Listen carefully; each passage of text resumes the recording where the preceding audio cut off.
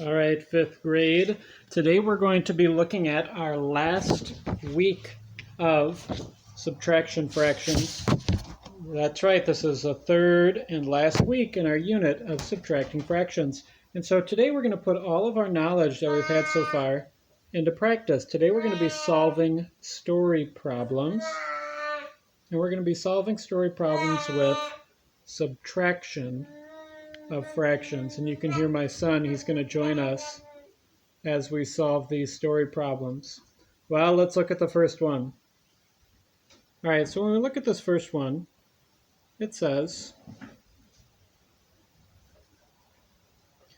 us that an unopened box of pancake mix weighs 5/16 of a pound. Mrs. Blake uses 3/16 of a pound of mix from the box. How much mix remains in the box? Well, remember, when we're solving word problems, there's a few steps we need to take. The first step is to identify my numbers.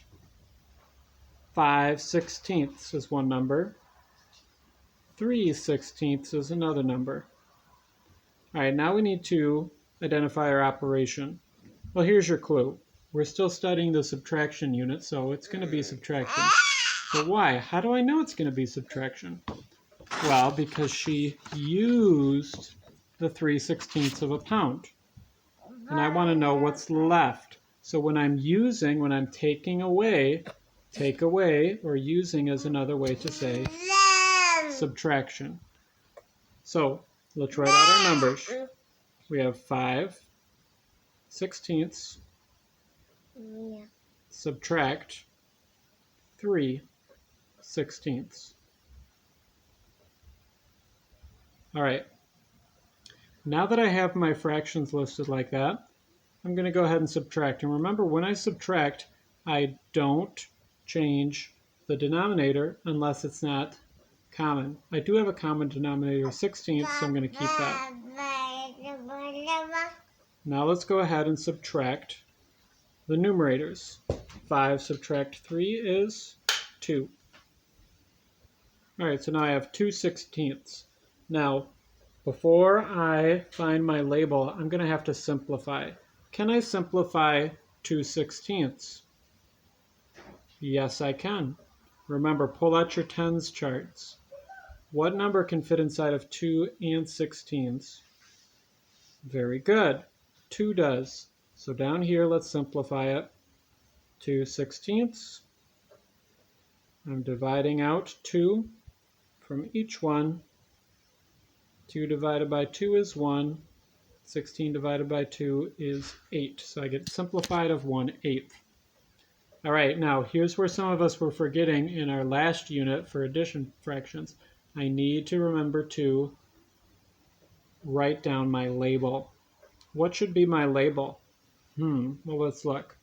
It says box, okay, pancake mix, pound, pound, mix, box, mix, box. I've got a lot to choose from. And it's not necessarily the one that appears the most. 1/8 of a box?